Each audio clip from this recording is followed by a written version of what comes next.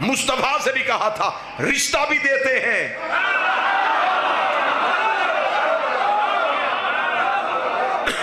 بادشاہت بھی دیتے ہیں۔ چلتے چلتے چلتے چلتے اخیر اتنی مجبور ہو گئی، آٹھویں محمد سے کیا کہ پھر وہی بات کہی، رشتہ بھی لے لے، بادشاہت بھی لے لے، کسی طریقے سے ہمیں لعنت سے بچا۔ امام رضا مدینہ سے نکلے، اب سفر شروع ہو گیا ہے خراسان کی طرف، بادشاہت ہے مامون رشید کی۔ میں پورا موضوع امام رضا پڑھنے لگا ہوں، اگر آپ کی سماعت مکمل متوجہ۔ امام چلتے چلتے پہنچے، جب امام پہنچے تو یہ بہت لمبا ایک واقعہ میں پڑھوں گا تو بات امام کے سفر پہ ہی ختم ہو جائے گی، اور میں جہاں پہنچنا چاہتا ہوں وہ بات ادھوری رہ جائے گی۔ نیشہ پور کا سفر امام کا مشہور ترین سفر، اتنی دنیا علم کے لیے ترس گئی تھی، اتنی ترس گئی تھی کہ اتنا عرصہ ہو گیا تھا باب علم بند تھا، اتنا ترس گئی تھی کہ امام جس گھوڑے پہ تھے ساتھ ساتھ لوگ کاغذ قلم اٹھا کے آ رہے تھے، یہ بولے ہم لکھیں۔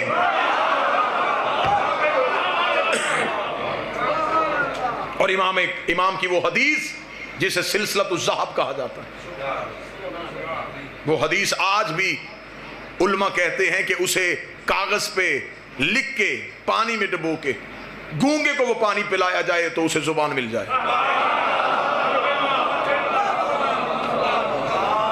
وہ حدیث سلسلۃ الذہب پڑھ کے اندھے کی آنکھوں پہ پھونک ماری جائے اسے بینائی مل جائے۔ جب نیشہ پور کے قریب آ کے امام سے پوچھا گیا کچھ تو بول، امام نے پھر ایک سلسلہ شروع کیا، اسے کہتے ہیں سلسلہ عصمت، اسے کہتے ہیں شجرہ طیبہ۔ امام نے کہا میں نے سنا ہے اپنے باپ سے،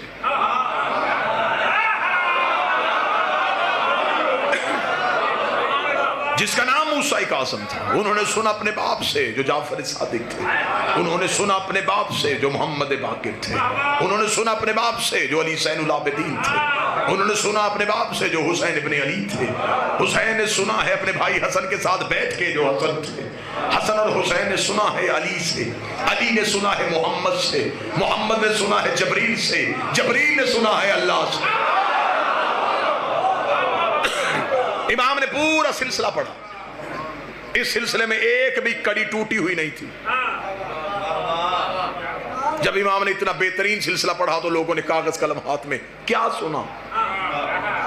اب امام گھٹنوں پہ کھڑے ہوئے، زین پہ کھڑے ہوئے، امام نے کہا لا الہ الا اللہ ایک قلعہ ہے، یہ کہہ کے امام پھر بیٹھ گئے، سواری پھر چلی، لکھنے والے کاغذ قلم لے کے پیچھے بھاگے، مولا آگے۔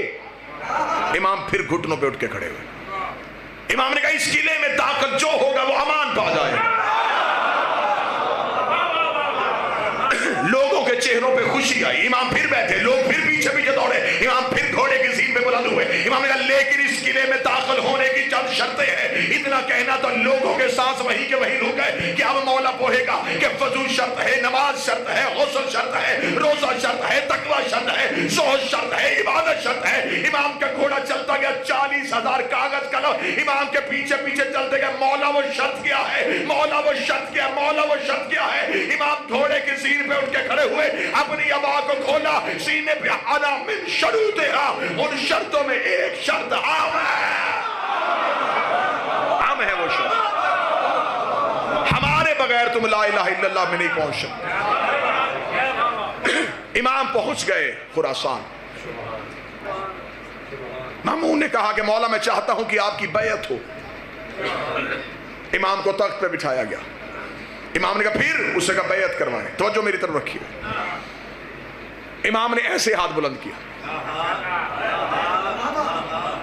لوگ سامنے لائن بنا کے کھڑے تھے بیعت کرنے کے لیے، امام یوں بیٹھے تھے بلا تشبیہ۔ مامون نے کہا کہ مولا میں بیعت کروانا چاہتا ہوں، امام نے کہا میں بیعت کروا رہا ہوں۔ اس نے کہا مولا ایسے بیعت نہیں، ہم تو ایسے کرواتے ہیں۔ امام نے مامون کی طرف دیکھا، بدبخت تجھے نہیں پتا معصوم کسی کے آگے یوں نہیں کرتا۔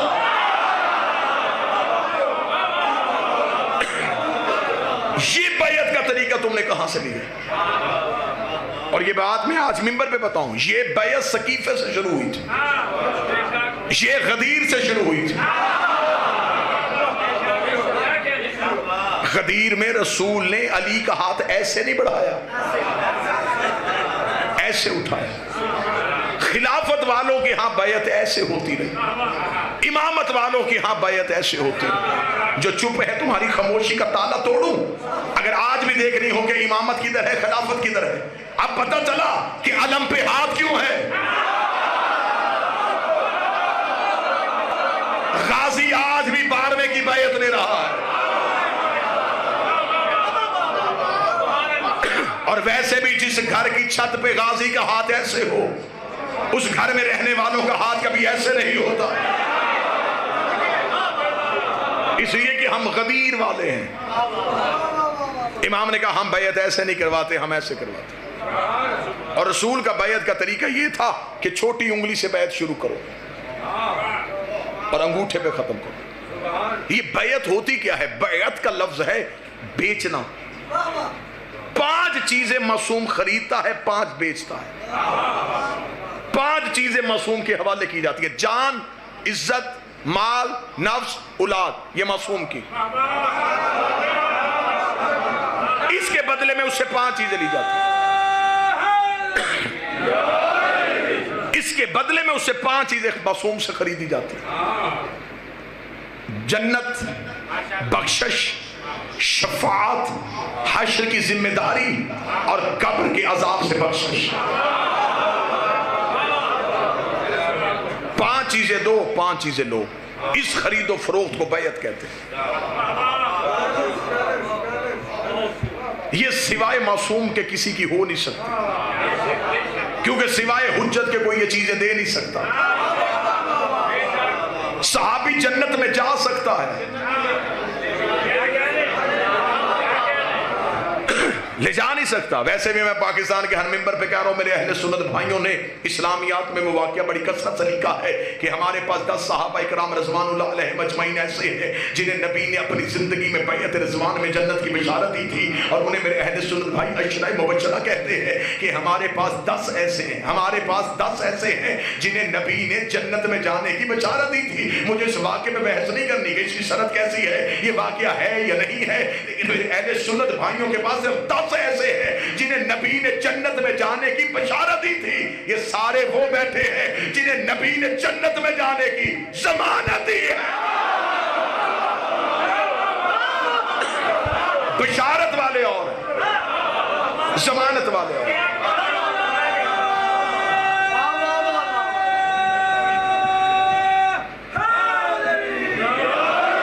متوجہ ہیں جی؟ امام نے فرمایا بیعت ایسے ہو۔ امام کی بیعت ہو گئی۔ جب بیعت ہو گئی تو اب مامون نے کہا مولا پہلا حکم۔ مولا نے اپنی حکومت میں، اپنی گورنمنٹ میں جو پہلا حکم پاس کیا، جو پہلا ایگزیکٹو آرڈر پاس کیا، وہ حکم نامہ کیا تھا؟ امام نے کہا سب سے پہلا میرا حکم یہ ہے کرنسی تبدیل کی جائے۔ میں تاریخ پڑھنے لگا ہوں آپ کے ساتھ۔ امام نے کہا کرنسی تبدیل کی جائے۔ وجہ، اس سے پہلے اسلامی ملکوں میں چلتا تھا روم کا سکہ۔ روم کے سکے کے اوپر بتوں کی تصویریں ہوتی تھی جس سے وہ اپنے مذہب کی تشہیر کرتے تھے۔ اس روم کے سکے کی اہمیت پوری دنیا میں ایسے تھی جیسے آج امریکن ڈالر کی، یعنی کہ امریکن ڈالر آپ کو دنیا کے ہر ملک میں چل جائے۔ روم کے سکے کے ساتھ خرید و فروخت ہوتی تھی۔ امام نے کہا پہلا میرا حکم ہے جتنے اسلامی ملک ہیں یہ روم کا سکہ نہیں خریدیں گے۔ متوجہ ہیں بات کی جانب؟ تو میں بات میں کروں، جتنے بھی اسلامی ملک ہیں بس رکھتے ہیں یہ روم کا سکہ نہیں خریدیں گے۔ مامون نے کہا مولا پھر خرید و فروخت کیسے ہوگی؟ امام نے فرمایا ہم اپنا سکہ بنائیں گے۔ معلوماتی مجلس سنانا چاہتا ہوں۔ فوراً ٹکسال کو بلایا گیا، سکہ ڈھالا گیا۔ مامون نے کہا مولا سکہ تو ڈھل گیا، اب آپ بتائیں سکے پہ کیا لکھیں؟ کہا کعبہ کی تصویر بنائیں، لا الہ الا اللہ لکھوائیں. امام نے ٹکسال سے کہا سکہ میرے ہاتھ میں دے. سکہ ہاتھ میں دیا. امام نے کہا جو اللہ کی مرضی ہوگی وہ لکھوائے گا. یہ کہہ کے امام نے دستے دعا بلند کیے، میرے مالک یہ اسلامی ملکوں کا سکہ ہے، وہ لکھوا جو تیری رضا ہے. یہ کہہ کے امام نے اپنی انگشتری سے مہر لگائی، لکھا ہوا تھا علی اور ولی اللہ.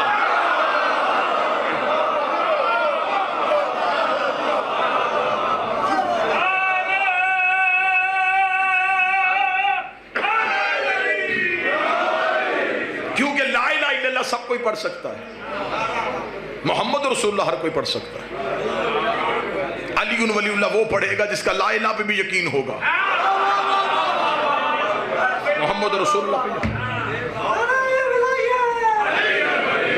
علی ولی اللہ دین کی کچی پکی کا نام نہیں، دین کی ماسٹر ڈگری کو علی ولی اللہ کہتے ہیں.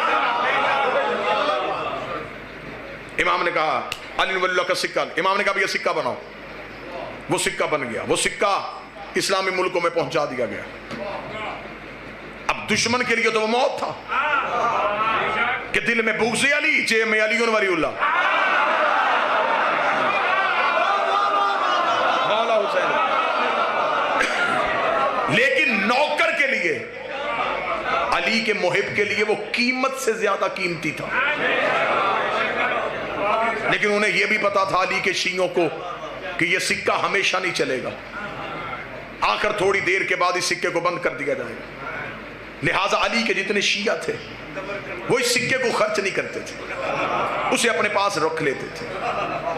پھر جب بھی کوئی سفر کے لیے نکلتا وہ اس سکے کو کپڑے میں باندھ کے اپنے بازو میں باندھ کے میرا امام زامن ہے.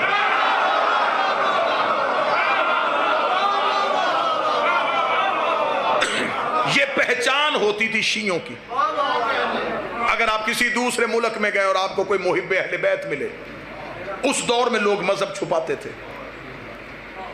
شوہر بیوی کو نہیں بتاتا تھا کہ میرا مذہب کیا ہے، دوست کو نہیں بتاتا تھا کہ میرا عقیدہ کیا ہے. ایک دوسرے سے جب تنہائی میں ملتے اور ایک دوسرے سے پوچھتے تو علی سے محبت کرتا ہے یا نہیں کرتا. پھر یہ امام زامن نشانی ہوتی تھی، یہ آئی ڈی کارڈ ہوتا تھا. اسے کھول کے دکھاتے تھے میں بھی علی کی ولایت کا قائل ہوں.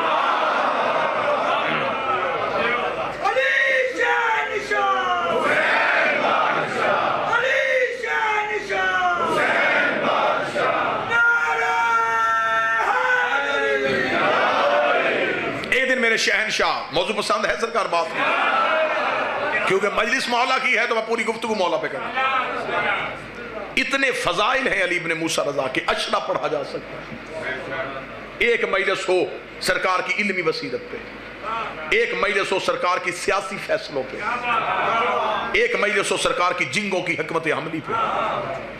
پوری ایک کھلی کتاب ہے میرے بادشاہ کی سیرت.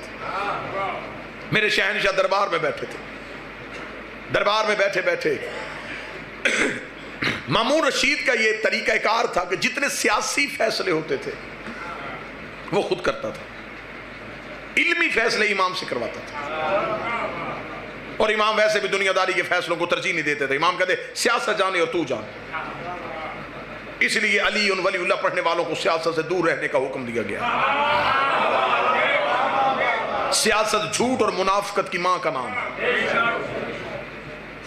آل محمد نے سے دور رہنے کا حکم دیا. یہ سب سے پہلے علی کے خلاف استعمال ہوئی تھی. اب مولا صرف علمی فیصلوں کے لیے دربار میں آتے. مامون رشید ایک دن دربار میں تھا، یہاں دربار میں خوشبو کا جھونکا آیا.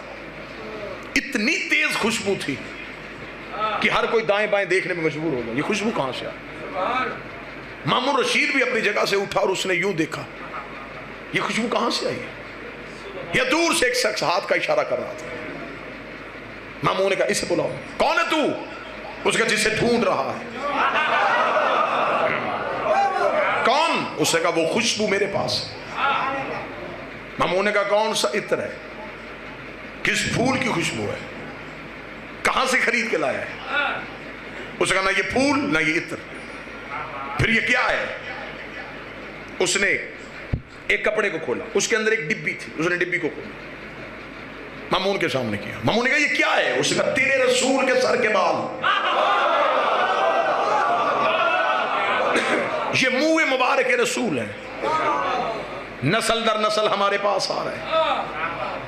تو پھر اس نے کہا اب میں غریب ہو گیا ہوں، چاہتا ہوں یہ بال بیچ دوں، لہذا میں چاہتا ہوں کہ تو خریدے۔ مامون نے کہا قیمت؟ اس نے ایک بال 100 دینار، 7 بال 700 دینار۔ اس نے کہا اتنے قیمتی کیوں؟ اس نے رسول کے خریدنے۔ مشیروں نے مامون سے کہا خرید لے، کوئی نہ کوئی چیز تو ہمارے پاس بھی ہوگی، ہم بھی نبی کے وارث ہیں۔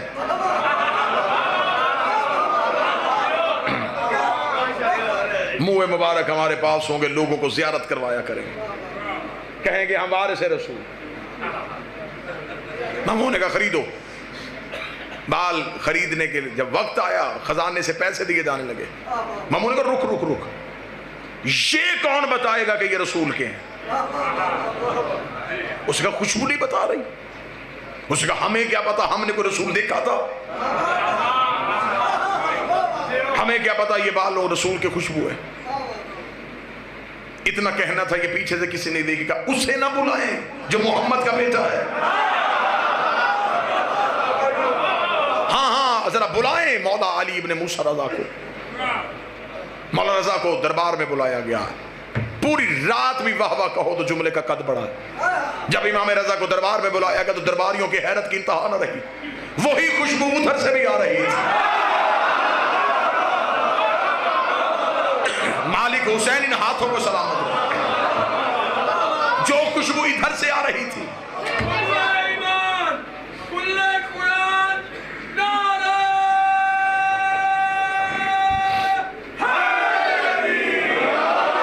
بالکل وہی خوشبو ادھر سے آ رہی تھی۔ امام خرامہ خرامہ چلتے ہوئے مامون کے قریب آئے، مامون نے نشست کو خالی کرایا، امام کرسی صدارت پہ تشریف فرما ہوئے۔ مامون نے کہا سرکار فیصلہ یہ کروانا ہے، یہ لے کے آیا ہے منہ مبارک اور اس شخص کا دعویٰ ہے کہ یہ بال نبی کے ہیں، آپ بتا سکتے ہیں کہ کیا یہ بال رسول کے ہیں؟ درباری یوں حیران ہو کے دیکھ رہے تھے کہ اب امام رضا کیا فیصلہ کریں گے۔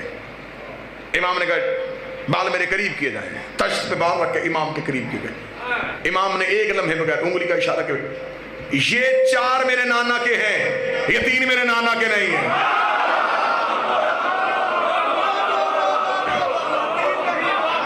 یہ 4 بال میرے نانا کے ہیں، یہ 3 بال۔